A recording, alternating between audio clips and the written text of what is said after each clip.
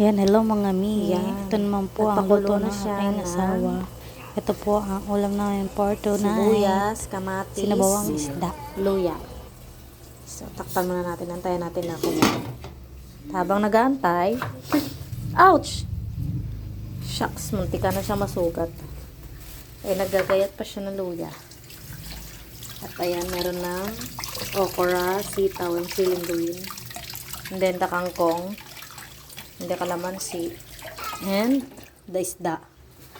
Isdang alumahan. Yan.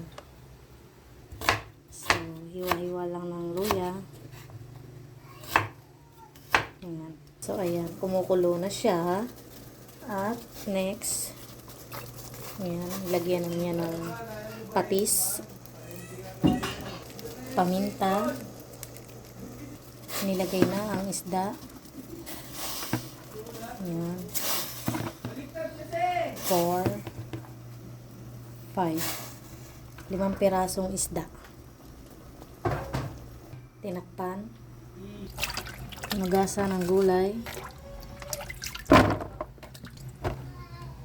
Nagasan ulit.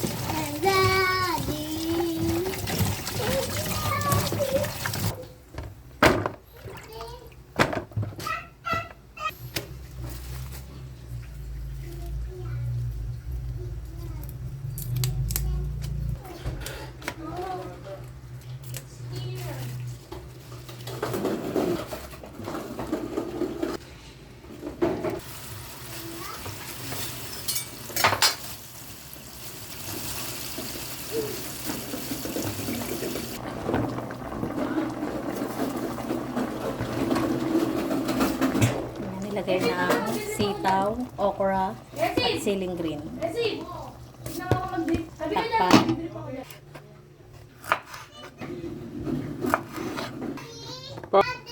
Yeah. Salt. Mansi.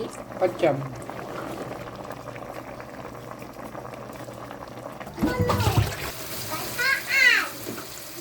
Second wash.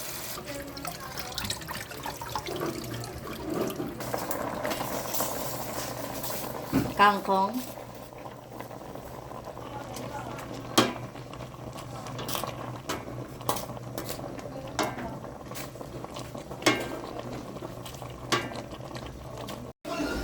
At ayan, luto na nga ang sinabawang isda.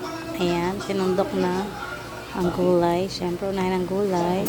Tapos yung isda para hindi siya madurog. Ayan. Paparami na naman ang aking kain ito. Sarap talaga magluto ng aking asawa. So, ayan, lagay-lagay ng sabaw sa mangkok. May tinit pa, masarap kumigop ng sabaw pag umuulan. At syempre, ayan, sinandukan ko ng aking baby dyan. Pinauna ko na siyang pakainin dyan. Nagustuhan nga niya ang luto ng kanyang baby. So, yun lang. Thank you for watching. Bye-bye.